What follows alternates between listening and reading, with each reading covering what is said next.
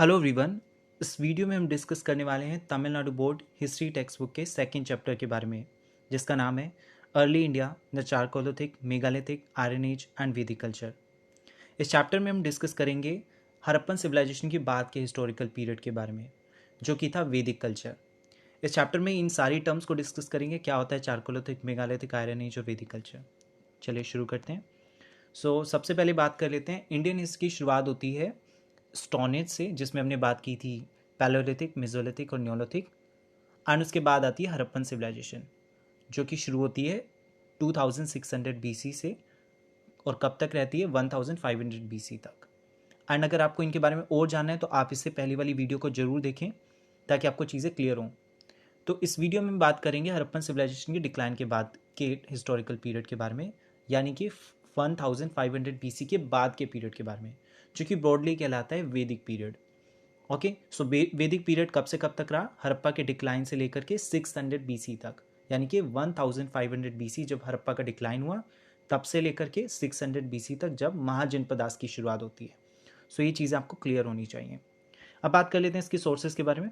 तो सोर्सेज की अगर हम बात करें तो हमारे पास दो सोर्सेज हैं, लिटरेरी सोर्सेज और आर्कियोलॉजिकल सोर्सेज। तो लिटरेरी सोर्सेज में सबसे इंपॉर्टेंट सोर्सेज हैं वैदिक सोर्सेज, वैदिक लिटरेचर। और वैदिक लिटरेचर कौन से हैं? हमारे पास 4 वेदास हैं, ऋग्वेदा, समवेदा, यजुर्वेदा, अर्थवेदा।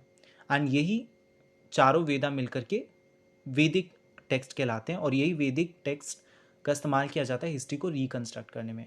और क्योंकि ये लिखे हुए टेक्स्ट हैं, यानी कि इन्हें हाथों से लिखा गया है, तो ये सब लिटरेरी टेक्स्ट, लिटरेरी सोर्सेज की कैटेगरी में आते हैं। अब बात कर लेते हैं आर्कियोलॉजिकल सोर्सेज के बारे में। आर्कियोलॉजिकल सोर्सेज वो सोर्सेज होते हैं जो कि टेंजिबल है, जिन्हें छुआ जा सकता है, जो कि जिन पे कुछ लिखा नहीं है सच, जैसे कि हमारे मॉन्यूमेंट्स, पोट्रीज और टूल्स। इस तरह के सोर्सेज किस में आ जाएंगे? आर्कियोलॉजिकल सोर्सेज में। तो अगर हम बात करें वैदिक पीरियड के बारे में, तो वैदिक पीरियड के समय पे हमें कौन कौन से आर्कियोलॉजिकल सोर्सेज मिल रहे हैं? जैसे कि पॉटरीज, जिन्हें OCP पॉटरीज हैं, PWG पॉटरीज हैं, PGW पॉटरीज हैं। इस तरह की पॉटरीज बड़ी इंपॉर्टेंट हैं जो कि आर्कियोलॉजिकल सोर्सेज में आएंगी। तो ये चीज़ें हमें क्लियर होनी चाहिए। उसके बाद बात कर लेते हैं जो वैदिक सोर्सेज हैं उनको अच्छे से समझ लेते हैं। वैदिक सोर्सेज जो लिटरेचर थे वेदा के, उनका क्या मतलब है? वेदा जो टर्म है वो विद से आया है। देखिए क्वेश्चन ऐसे पूछे जाते हैं बड़े बड़े कॉम्पिटेटिव एग्जाम्स में, तो याद होना चाहिए। वेदास विद टर्म से आया, जिसका मतलब है टू नो, यानी कि जानना। तो वेद जो है वो एक अटेम्प्ट था यूनिवर्स को समझने का, अपने आसपास की सराउंडिंग को समझने का, या आप कह सकते हैं एक फिलोसफिकल टेक्स्ट है ये, जो बताने की कोशिश करते हैं कि हम क्यों आए, क्या पुनर्जन्म होता है, या फिर ईश्वर का अस्तित्व है कि नहीं है, ये दुनिया, ये ब्रह्मांड की रचना किसने की। ये सारे सवाल, तमाम सवालों के जवाब हमें वेदास में देखने को मिलते हैं। साथ ही में इसमें हाइम्स भी देखने को मिलते हैं, जो कि कुछ डेटीज़ की प्रेज में लिखे गए, कुछ ईश्वर की तारीफ में लिखे गए, जैसे इंद्र, सोम, उषा जैसे देवताओं की के गुणगान में लिखे गए। अब यहाँ पे हमें एक चीज़ और समझने की जरूरत है कि वेद हमारे, ये तो वैदिक टर्म का मतलब हो गया, वेदा का मतलब हो गया। अब बात कर लेते हैं वेदा कितने तरह के हैं। तो 4 वेद हैं, ऋग्वेद, यजुर्वेद, ऋग्वेद, समवेद, यजुर्वेद, अर्थवेद। ऋग्वेद इनमें सबसे पुराना वेद है, उसके बाद समवेद, यजुर्वेद और फिर अर्थवेद। अर्थवेद सबसे लेटेस्ट है। एंड ये जो 4 वेद हैं, इनके इन चारों वेदों के भी 4 पार्ट्स हैं, यानी कि जैसे ऋग्वेद है, ऋग्वेद के भी 4 पार्ट्स हैं, समवेद के भी 4 पार्ट्स हैं, और यजुर और अर्थवेद के भी 4 पार्ट्स हैं। और ये 4 पार्ट्स क्या कहलाते हैं? ये हैं, यहाँ आप देख सकते हैं, समाहिता, ब्राह्मणा, आरण्यक्या और उसके बाद उपनिषद। ओके, सबसे पहले बात कर लेते हैं समाहिता। पहले ये भी समझ लेते हैं कि समाहिता, वापस एक बार रिवाइज कर लेते हैं, समाहिता, ब्राह्मणा, आरण्यक्या एंड उपनिषद। तो जो समाहिता है वो पहला पार्ट है, हर वेद में मिलेगा वो हमें। ऋग्वेद में भी समाहिता है, यजुर्वेद में भी समाहिता है, समवेद में भी समाहिता और अर्थवेद में भी है। इसी तरह से ब्राह्मणा भी हमें हर वेद में मिलेगा, और आरण्यक्या और उपनिषद भी हमें हर वेद में देखने को मिलेंगे। तो ये जो 4 पार्ट्स हैं हर वेद में हमें देखने को मिलेंगे। अब सबसे पहले समझ लेते हैं समाहिता क्या है। समाहिता बेसिकली, इसमें हैम्स हमें देखने को मिलेंगे, मंत्र जो कि डेटीज़ के प्रेज में लिखे गए हैं। फिर बात कर लेते हैं ब्राह्मणास क्या है। तो ब्राह्मणास उनका प्रोज एक्सप्लेनेशन, जो कि एक्सप्लेन करता है रिचुअल्स को, उनकी इंपॉर्टेंस को। अब बात कर लेते हैं आरण्यका की। आरण्यका को फॉरेस्ट टेक्स्ट भी कहा जाता है। एंड एक इसके बारे में रिचुअल्स के बारे में है, किस तरह से रिचुअल्स परफॉर्म करते हैं, उनके ऊपर कमेंट्रीज हैं। उपनिषद बेसिकली एक फिलोसफिकल टेक्स्ट है जो कि बताता है कि अलग अलग फिलोसफिकल मिस्टिकल्स चीज़ों के बारे में। यहाँ पे एक और चीज़ हमें समझने की ज़रूरत है, जैन अवेस्ता, जो कि ईरानियन टेक्स्ट है। एंड ये टेक्स्ट इंडिया के वेदा से काफ़ी मिलता जुलता है, क्योंकि इंडिया के वेद जो लिखे गए हैं वो संस्कृत में लिखे गए हैं, ये भी क्लियर होना चाहिए। और ये भी काफ़ी हद तक उसी लिंग्विस्टिक सिमिलैरिटी को दिखाता है, तो ये क्लियर होना चाहिए। तो इंडियन वेद किससे जुड़े हुए हैं? जैन अवेस्ता, जो कि एक ईरानियन टेक्स्ट है। उसके बाद बात कर लेते हैं प्री आर्यन और लेट हड़प्पन एंड चाकोलिथिक कल्चर। अब यहाँ पे कन्फ्यूज़न होगा ये टर्म्स का मतलब क्या है। तो प्री आर्यन शब्द का इस्तेमाल किया जाता है वैदिक पीरियड से पहले के समय के लिए, क्योंकि वैदिक पीरियड वो समय था जब आर्यंस आए। तो आर्यंस के आने से पहले के समय को प्री आर्यन पीरियड कहा जाता है, जैसे कि हड़प्पन पीरियड। तो Harappan period pre Aryan period कहलाएगा। खास तौर से लेट हड़प्पन पीरियड, जब हड़प्पन पीरियड का डिक्लाइन हो रहा था, वो वाला पीरियड जब आर्यंस इंडिया में नहीं आए थे। आर्यंस कौन है? ऐसा काफ़ी हिस्टोरियंस मानते हैं कि विदेशी थे जो इंडिया में आए और सेटल हो गए। काफ़ी हिस्टोरियंस मानते नहीं आर्यंस इंडिया के हैं, लेकिन जो भी है, आर्यंस ने वेद लिखे। और वो कब आए, या जब भी आर्यंस हम देखेंगे कब कब के बाद है, ये 1500 ईसा पूर्व के बाद, 1500 BC के बाद। उसके बाद अगर हम बात करें चाकोलिथिक कल्चर, चाकोलिथिक कल्चर वो कल्चर है जब फर्स्ट टाइम हमें कॉपर का इस्तेमाल देखने को मिलता है इंडियन सब कॉन्टिनेंट में। काफ़ी हिस्टोरियंस मानते हैं कि जो देखिए यहाँ पे लिखा हुआ है, the pre Harappan culture are the earliest chalcolithic culture. तो चारकोलिथिक कल्चर जो है वो हमें हड़प्पा पीरियड से भी पहले से देखने को मिलता है। और हड़प्पन पीरियड को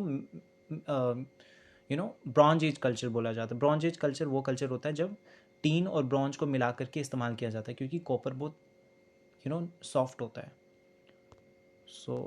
उसके बाद बात करते हैं चारकोलिथिक कल्चर के बारे में बात कर लेते हैं। चारकोलिथिक कल्चर में लोग क्या करते थे? एनिमल्स को डोमेस्टिकेट करते थे, पालते थे, जैसे कि kettles, ship, pigs, goats, buffaloes. And वो कच्चे पक्के घर में रहा करते थे।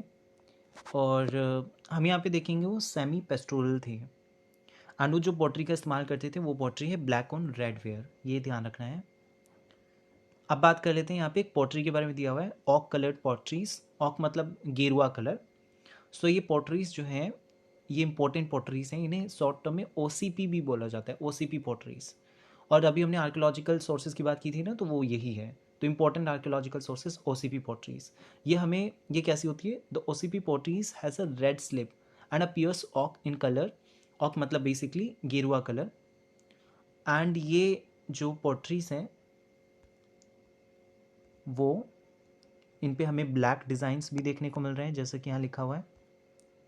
और ये अलग अलग फॉर्म्स में देखने को मिलती है, जैसे जार, स्टोरेज जार, बाउल्स। पर आपको ये क्लियर होना चाहिए, ये सबसे इंपॉर्टेंट है कि OCP कल्चर कब से कब तक आया। OCP कल्चर कब से कब तक रहता है? 2600 BC से 1200 BC तक। ये ध्यान रखना इंपॉर्टेंट है।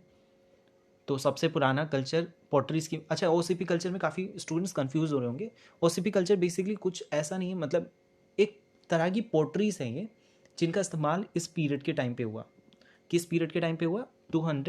2600 BC से 1200 BC के बीच में जो एक टिपिकल तरह की पॉटरीज थी ना, जिन्हें नाम दिया गया OCP पॉटरीज। इन्हीं पॉटरीज का इस्तेमाल हुआ इस समय में, और इसलिए इस समय को हम OCP कल्चर भी बोलते हैं।